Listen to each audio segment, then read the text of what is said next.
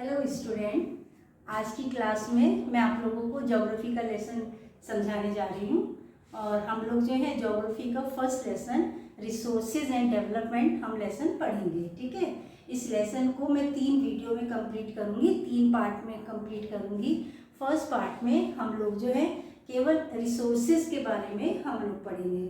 इसमें मैं आपको बताऊंगी कि रिसोर्स किसे कहते हैं और रिसोर्स के को अगर हमने रिसोर्स का कंजर्वेशन क्यों ज़रूरी है और रिसोर्स के लिए जो है डिफरेंट स्टेजेस क्या है रिसोर्स प्लानिंग की। सेकंड वीडियो में हम लोग जो है लैंड के बारे में पढ़ेंगे, उसमें हम लोग जो है land degradation, causes of land degradation. और थर्ड पार्ट में हम लोग जो है सॉइल के बारे में हम लोग पढ़ेंगे। ठीक है, तो चलिए हम लोग अपनी आज की क्लास शुरू कर लेते हैं और हम शुरू करते हैं रिसोर्स। ठीक है, तो देखो सबसे पहले हम देखें कि रिसोर्स किसे कहते हैं। ठीक है, व्हाट इज द रिसोर्स, है ना।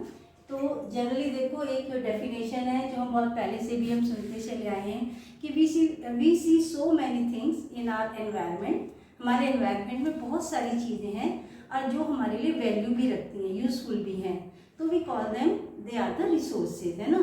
तो anything which are available in our environment और विच है वैल्यू फॉर अस, तो दैट इज द रिसोर्स। ठीक है, लेकिन यहाँ पे हम थोड़ा सा अब 3 वर्ड जो हैं उनके बारे में भी अच्छे से समझ लेते हैं, क्योंकि उसके बिना हमारी डेफिनेशन जो है वो कंप्लीट नहीं होगी। ठीक है, तो देखो सबसे पहला कि रिसोर्सेज जो हैं वो they should be technologically accessible होने चाहिए। इसका मतलब क्या हुआ कि भाई हमारे पास में जो इन रिसोर्सेज को यूज़ करने की जो टेक्नोलॉजी चाहिए वो होनी चाहिए, है ना। अगर वो रिसोर्स है और उसे यूज़ करने की हमारे पास में टेक्नोलॉजी नहीं है तो हमारे लिए बेकार है ना। तो जो भी technology which is needed to make that resource useful, तो वो हमारे पास में होनी चाहिए। सपोज करो जैसे कि मिनरल ऑयल है, ठीक है, तो हमें मिनरल ऑयल एक्सट्रैक्ट करना है तो हमारे पास में एक प्रॉपर ड्रिलिंग सिस्टम होना चाहिए, एक्सकवेटर होना चाहिए, है ना। और एक प्रॉपर हमारे पास स्टोरेज कैपेसिटी भी होनी चाहिए जहाँ हमें इसे स्टोर करना है। ठीक है, तो वो टेक्नोलॉजिकली जो है वो तभी हमारे लिए वो असेसेबल बनेगा। ठीक है, सेकेंड इज कि रिसोर्सेज जो हैं वो इकोनॉमिकली फिजिबल होने चाहिए। अब ये सबसे पहले नया वर्ड है आपके लिए, फिजिबल क्या है। फिजिबल मीन्स एक प्रैक्टिकेबल होना चाहिए या वहाँ पर अवेलेबल हो, पॉसिबल होना चाहिए। ठीक है, तो इकोनॉमिकली फिजिबल कि भाई हमारे पास में प्रॉपर इतनी मनी होनी चाहिए, इतना पैसा होना चाहिए कि हम उस मिनरल को एक्सट्रैक्ट कर सकें, तो इकोनॉमिकली फिजिबल होना चाहिए। ठीक है, थर्ड क्या है कि भाई ये जो है कल्चरली एक्सेप्टेबल होने चाहिए। मिनरल जो है ये कल्चरली एक्सेप्टेबल होने चाहिए। इट मीन्स कि भाई वहाँ पर ये लोगों के जो मिनरल्स जो हैं वो लोगों के उनके सेंटिमेंट्स को हर्ट ना करे, हमारी सराउंडिंग को किसी तरीके से डिस्ट्रॉय ना करें, नुकसान ना पहुँचाए, हार्म ना पहुँचाए, है ना। तो ये सारे जो हैं तो तभी हम कहेंगे कि वो रिसोर्स जो है वो कल्चरली एक्सेप्टेबल होना चाहिए। देखो यहाँ भी हम सोच सकते हैं जैसे न्यूक्लियर एनर्जी है तो इसको हम कहेंगे कल्चरली एक्सेप्टेबल नहीं होगी, लेकिन विंड एनर्जी है, सोलर एनर्जी है तो ये कल्चरली एक्सेप्टेबल होगा। ठीक है, तो यहाँ पे अब आपको ये बहुत अच्छे से क्लियर हो गया होगा कि रिसोर्स किसे कहते हैं। तो आपको रिसोर्स की ये जो डेफिनेशन मैंने आपको बताई है कि रिसोर्सेज जो है they should be technologically accessible होने चाहिए, इकोनॉमिकली फिजिबल होने चाहिए और कल्चरली एक्सेप्टेबल होने चाहिए। अच्छे से समझ में आ गया होगा आप लोगों को कि व्हाट इज द रिसोर्स। सो आपको इतना कुछ जो है वो बताना पड़ेगा। ठीक है, आप देखो कि what is the interdependent relationship between the nature, technology and institution. ठीक है, तो इसमें देखो कि इन तीनों में हमें क्लोज रिलेशनशिप जो है वो बतानी है कि भाई नेचर का, इंसान का और टेक्नोलॉजी का आपस में क्लोज रिलेशनशिप है। कैसे है, देखो हम लोग क्या करते हैं, क्योंकि हम लोग खुद एक पार्ट हैं, है ना, नेचर का, कि the process of transformation of thing in available in our environment. हमारे एनवायरनमेंट में जो भी चीज़ें, जो भी मिनरल्स अवेलेबल हैं, है ना, जो मिनरल्स हमारे एनवायरनमेंट में अवेलेबल हैं उन मिनरल्स को हम जो है तो that involves N interactive relationship between the nature, technology and institution. तो क्या होता है कि उन मिनरल्स को हम यूज़ करते हैं, टेक्नोलॉजी हमारे द्वारा यूज़ किए जाते हैं। कैसे किए जाते हैं, हम उनसे जो है टेक्नोलॉजी का यूज़ करते हैं और फिर हम क्या करते हैं, उनसे इंस्टीट्यूशन, उनसे हम कोई चीज़ जो है वो बनाते हैं। ठीक है, तो इनके एब्सेंस में अगर कोई भाई नेचर में रिसोर्सेज अवेलेबल हैं, ह्यूमन बीइंग भी है, ठीक है, और अगर टेक्नोलॉजी नहीं है तो रिसोर्स का होना, ह्यूमन बीइंग का होना बेकार है। ठीक है, तो इन तीनों का आपस में एक क्लोज रिलेशनशिप है, याद रखिएगा। तो देखिए कि ह्यूमन बीइंग जो है इंटरेक्ट विद नेचर। अब इंसान ने क्या किया कि वो उसने नेचर से इंटरेक्ट हुआ। कैसे हुआ, थ्रू टेक्नोलॉजी। टेक्नोलॉजी के थ्रू उसने जो है नेचर के साथ में वो इंटरेक्ट हुआ और क्रिएट इंस्टीट्यूशन, और वो उन्होंने जो था भाई चीज़ें बना डाली देश के डेवलपमेंट के लिए, और इस तरीके से एक्सीलरेट द इकोनॉमिक डेवलपमेंट। ठीक है, तो ये हमने पढ़ा कि interdependent relationship between nature, technology and the institution. अब देखो जनरली अभी तक ये एज्यूम करते चले आ रहे थे कि रिसोर्सेज जो हैं they are the free gift of nature. ये मान करके, ये एज्यूम कर करके ह्यूमन बीइंग ने उनका ओवर यूटिलाइजेशन किया है ना। लेकिन अभी हम आगे पढ़ेंगे कि रिसोर्स जिस फॉर्म में हमें नेचर ने दिए हैं उसमें तो वो हमारे लिए यूजफुल नहीं है। यूजफुल तो हमने खुद बनाया है। कैसे बनाया, अपनी टेक्नोलॉजी का इस्तेमाल किया, उसके ऊपर स्किल का इस्तेमाल किया है ना, यूज़ किया। तो इसलिए हम तो ये बात नहीं कहेंगे कि जो रिसोर्सेज हैं they are the free gift of nature. तो आप स्टार्टिंग में ही जब अगर ये क्वेश्चन आता है कि are the resources of free gift of nature, तो यू विल राइट कि no, resources are not the free gift of nature. Nature में हमें फ्री में फ्री गिफ्ट नहीं है हमारे जो रिसोर्सेज हैं। तो फिर ये क्या है, they are the function of human activities, है ना। ये ह्यूमन एक्टिविटीज का एक मतलब फंक्शन है, हमारी क्रियाकलापों का एक परिणाम है। जो रिसोर्सेज हैं, हमने बहुत मेहनत की है उन चीज़ों को रिसोर्स बनाने में जो हमें नेचर ने हमें दी है। ठीक है, तो human being themselves are the essential component of resources, क्योंकि हम तो खुद एक रिसोर्स का पार्ट है ना। हम लोग खुद इस एक रिसोर्स का पार्ट है। हमने उन रिसोर्सेज के ऊपर अपनी स्किल और टेक्नोलॉजी का यूज़ करके हमने उस रिसोर्स को हमने रिसोर्स बनाया है, उस चीज़ को, उस मिनरल को हमने रिसोर्स बनाया है। ठीक है, तो अब ह्यूमन बीइंग क्या कर रहे हैं, they transform material available in environment, कि जो हमारे एनवायरनमेंट में जो चीज़ें अवेलेबल हैं, ठीक है, हम उनको रिसोर्स में कन्वर्ट कर रहे हैं। कैसे कर रहे हैं, टेक्नोलॉजी का इस्तेमाल कर रहे हैं, और फिर क्या हो रहा है, we are making them useful, है ना, और फिर हमने यूज़ कर रहे हैं। अब देखो नेक्स्ट है हमारा कि क्लासिफिकेशन ऑफ रिसोर्सेज। देखो इससे पहले बेटा आपके उसमें बोर्ड ने इस साल इसी बार की जो नई सिलेबस आपका आया है उसे यहाँ से उन्होंने डिटेल में उसको नहीं दिया है, केवल फिर भी हम आपको ये बेसिस उन्होंने दे रखे हैं, लेकिन आपको इनकी टर्म्स क्या है थोड़ा सा जरूर माइंड में रखना है ना। तो सबसे पहला कि रिसोर्सेज को हम कहाँ कहाँ पर कैसे बांट सकते हैं, कितने प्रकार के होते हैं, what are the type of resources. तो सबसे पहला on the basis of origin. Origin के बेस पर रिसोर्सेज दो टाइप के हैं, biotic and abiotic. Biotic resources जो लिविंग आ गई और अबायोटिक में नॉन लिविंग आ गए। ठीक है, इधर देखो कि on the basis of exhaustibility. Exhaustibility के बेस पर भी जो रिसोर्सेज होते हैं वो दो टाइप के होते हैं, रिन्यूएबल और नॉन रिन्यूएबल, है ना। कि एक तो रिसोर्सेज वो है कि जो यूज़ करते रहो कभी ख़त्म नहीं होंगे, है ना, और एक रिसोर्सेज वो हैं जो यूज़ करने के बाद में एक बार टाइम ऐसा है जैसे फॉसिल फ्यूल है ख़त्म हो जाएगा, है ना, वाटर है वो कभी ख़त्म नहीं होगा। तो ये एक तो रिन्यूएबल हो गया और एक नॉन रिन्यूएबल हो गए। ठीक है, उसके बाद में देखिए on the basis of ownership. अब ओनरशिप के बेस पर रिसोर्सेज जो हैं दे आर ऑफ 4 टाइप, 4 प्रकार के हैं। ठीक है, एक नंबर 1 इंडिविजुअल रिसोर्सेज। अब ये इंडिविजुअल रिसोर्सेज क्या हो गए, which our own control by the individual से, जो हमारे खुद के कब्जे में, हमारे खुद के कंट्रोल में, वो इंडिविजुअल रिसोर्सेज हो गए। फिर है कम्युनिटी रिसोर्सेज। कम्युनिटी रिसोर्सेज वो हो गए जो यूज़ किए जाते हैं एक कम्युनिटी के द्वारा, है ना, कोई भी पूरा समुदाय उनको यूज़ करता है, ठीक है, जैसे प्लेइंग ग्राउंड वगैरह हो गए।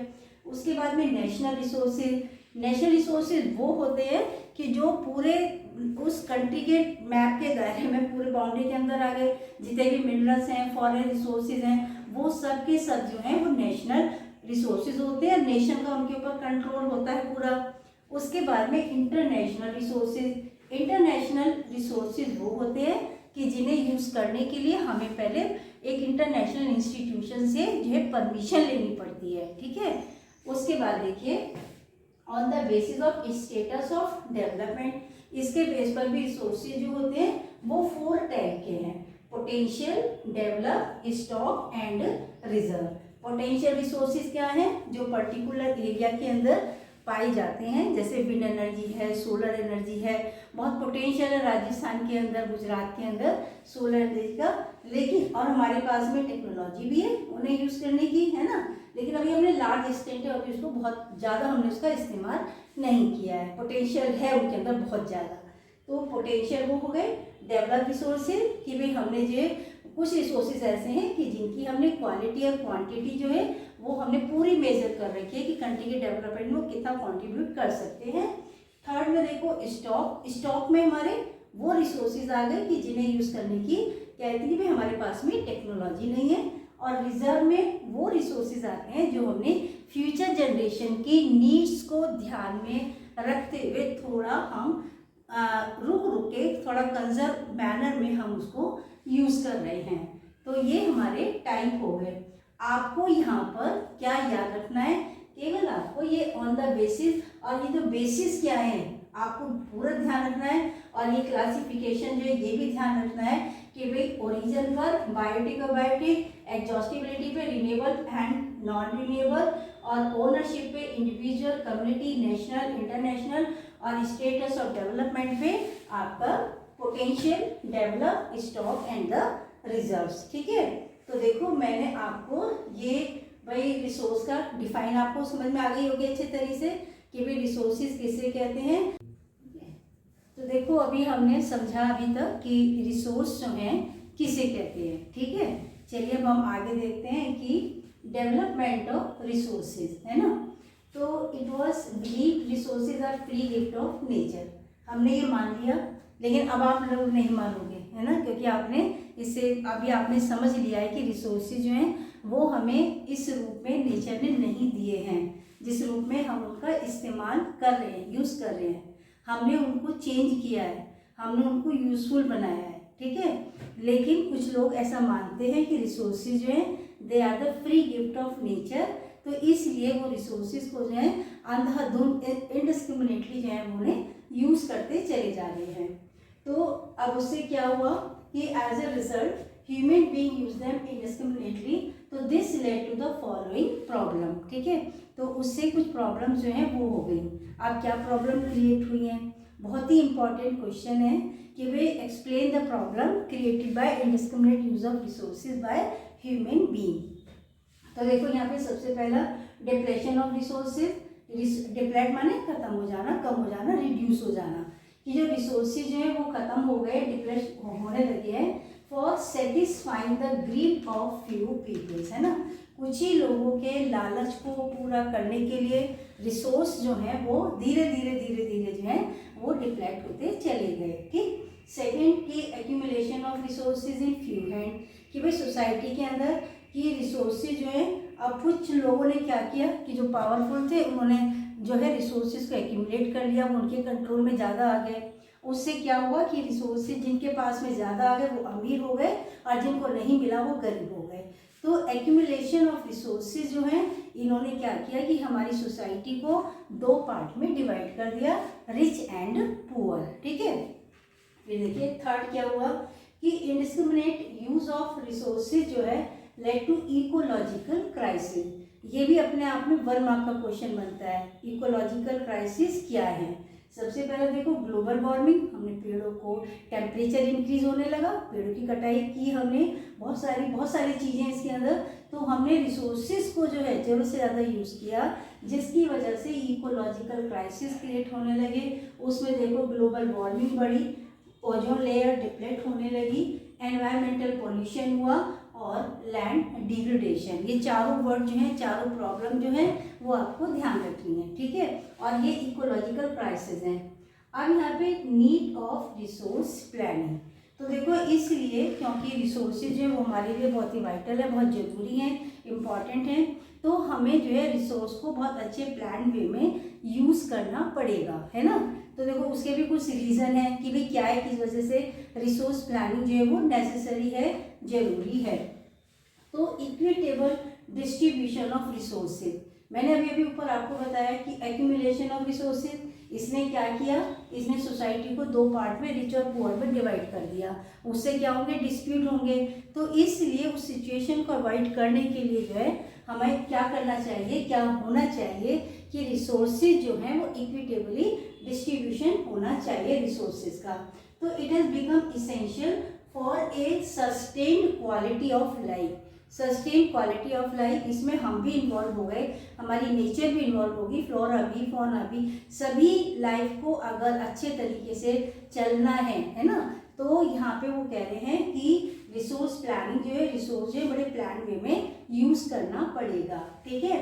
और ग्लोबल पीस के लिए भी, if present trend of resource depletion continue, कि अगर इसी तरीके से जो प्रेजेंट रेट है रिसोर्सेज के एक्सप्लॉइट करने का, अगर ये ऐसे ही चलता रहा, हम इसी तरीके से पेड़ों की कटाई करते रहे, हम मिनरल सॉइल है उसका यूज़ करते रहे, मिनरल्स का यूज़ करते रहे, तो क्या होगा, एक दिन तो फ्यूचर जो है our planet is in danger, है ना।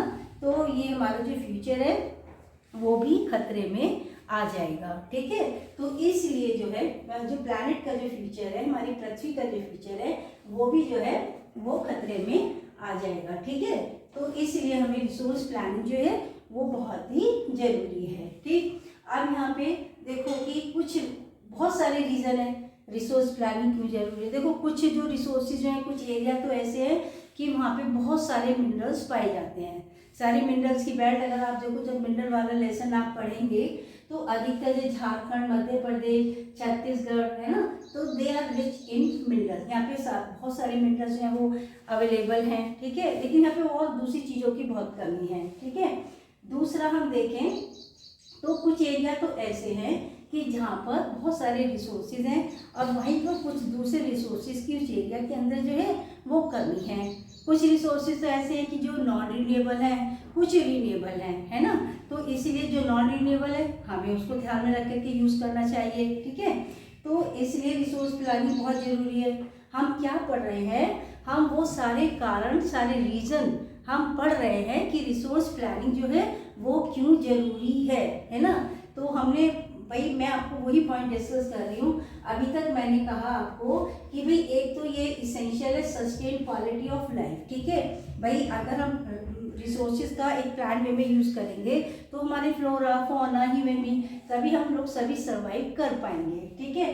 फिर हमने कहा कि भाई ग्लोबल पीस के लिए रिसोर्स प्लानिंग जो है वो प्लान वे में रिसोर्सेज को यूज़ करें, वो बहुत ज़रूरी है। फिर हमने देखा भी कुछ रिसोर्सेज जो हैं वो हमारे इनएग्जॉस्टिबल है, वो यूज़ करने के बाद में ख़त्म हो जाएंगे, तो भी हमें उन्हें सस्टेन मैनर में यूज़ करना पड़ेगा उन रिसोर्सेज को, है ना। कुछ रीजन ऐसे हैं कि जहाँ पे कुछ रिसोर्सेज अवेलेबल है और कुछ रिसोर्सेज की वो एरिया जो है वो शॉर्टेज को फेस कर रहे हैं, तो इसीलिए भी रिसोर्स प्लानिंग ज़रूरी है। तो देखो अब मैं आप लोगों को उन स्टेट्स के एग्जाम्पल बता रही हूँ कि जहाँ पर रिसोर्सेज, क्या क्या रिसोर्सेज हैं और वो किन किन कमियों को फेस कर रहे हैं। तो देखो जैसे आप देखो झारखंड है, मध्य प्रदेश है, छत्तीसगढ़ है, तो they are rich in mineral, है ना। तो यहाँ पर जो है बहुत सारी मिनरल की बेल्ट है, इन स्टेट्स के अंदर मिनरल्स पाए जाते हैं। Arunachal Pradesh has abundance of water, है ना। अरुणाचल प्रदेश के अंदर भाई पानी है, नदियाँ हैं, नदी है, तो लेकिन वहाँ पे लैकिंग इंफ्रास्ट्रक्चर की कमी है। फिर देखो लद्दाख के अंदर, अगर हम लद्दाख में देखें तो वही भाई लद्दाख हमारा कोल्ड डेजर्ट और लद्दाख कल्चरल हेरिटेज है, लेकिन यहाँ पे पानी की जो है वाटर की और मिनरल की उसकी कमी है। अगर मैं राजस्थान का देखूं तो देखो राजस्थान के अंदर विंड एनर्जी, सोलर एनर्जी, है ना भाई, पोटेंशियल बहुत ज़्यादा है वहाँ पर जो है, लेकिन they lack in the water resources. इसलिए हमें जो है रिसोर्स प्लानिंग की ज़रूरत है।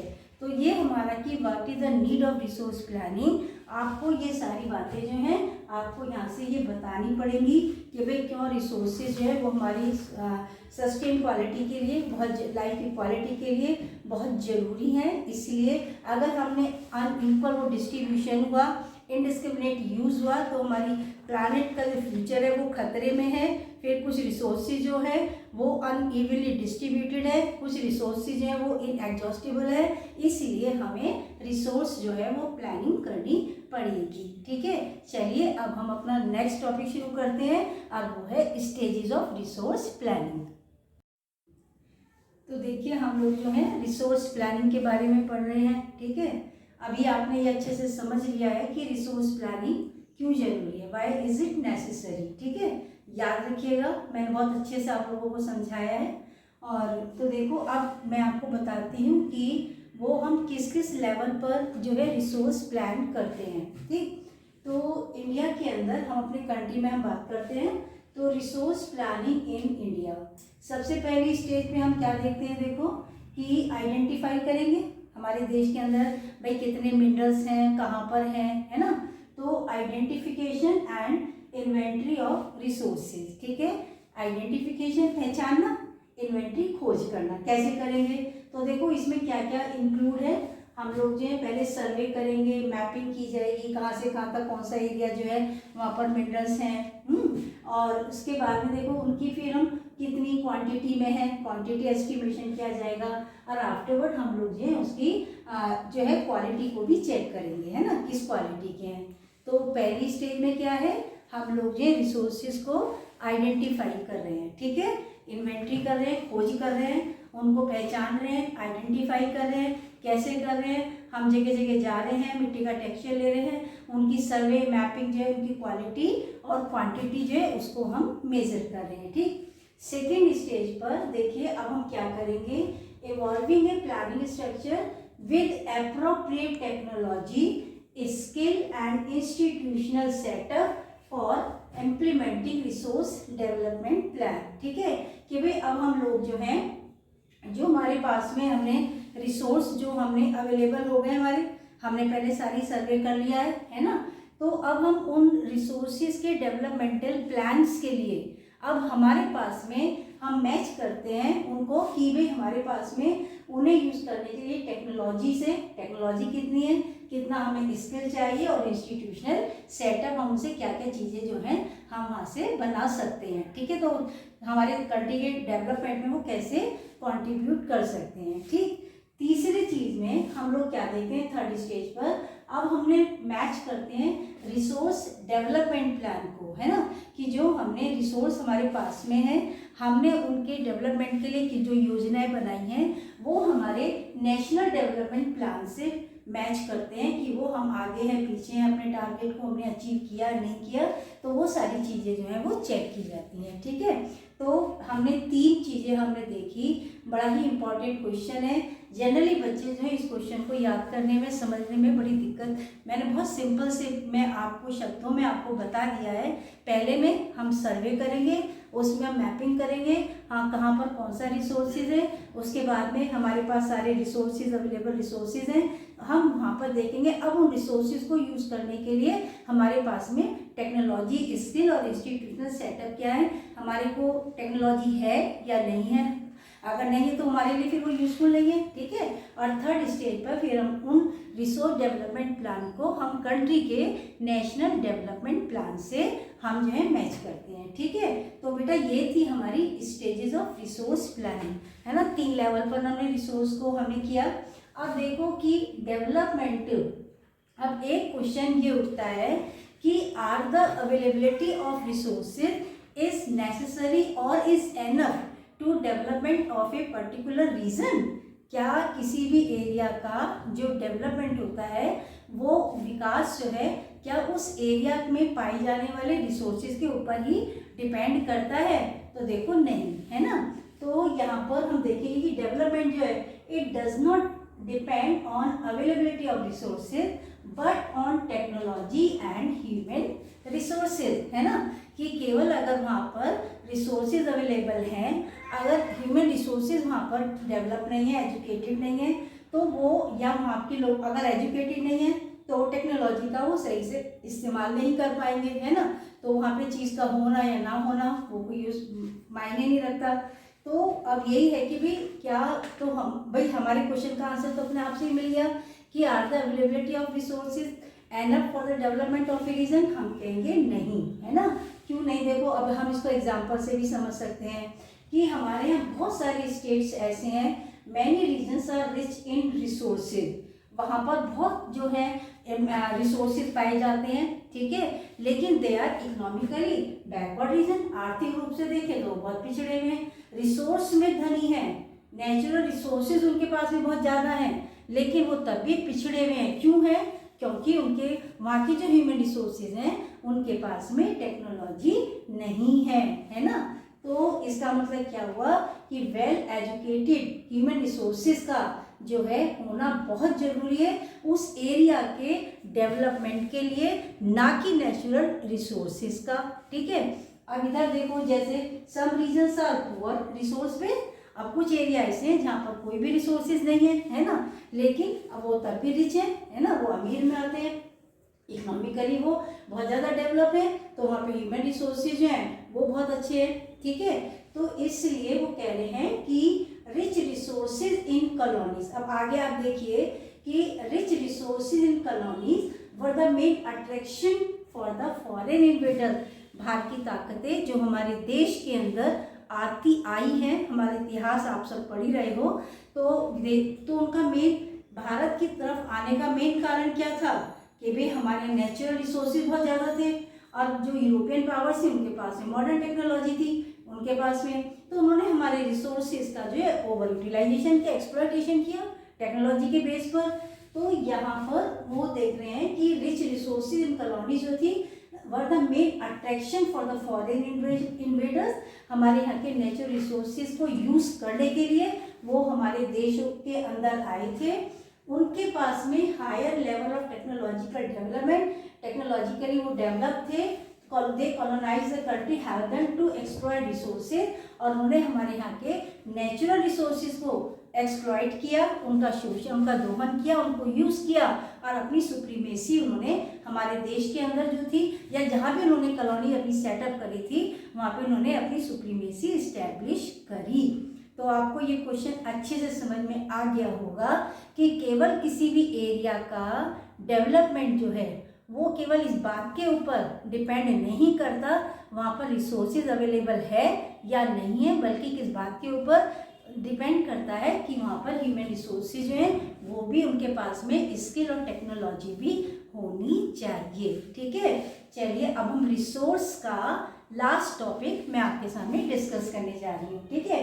तो देखो, conservation of resources the most important question है। देखो अभी तक आपने अच्छे से समझ लिया कि रिसोर्सेज जो होते हैं वो कंट्री के डेवलपमेंट के लिए बहुत ही वाइटल है, बहुत ज़रूरी है, ठीक है। लेकिन हमने उनका ओवर यूटिलाइजेशन करके, ये एज्यूम करके कि भाई नेचर हैज़ गिफ्टेड अस, तो हमने उसका जो है ओवर यूटिलाइजेशन किया, एक्सप्लॉयटेशन किया, तो जिससे हमने बहुत सारी प्रॉब्लम जो है वो क्रिएट भी कर ली, ठीक है।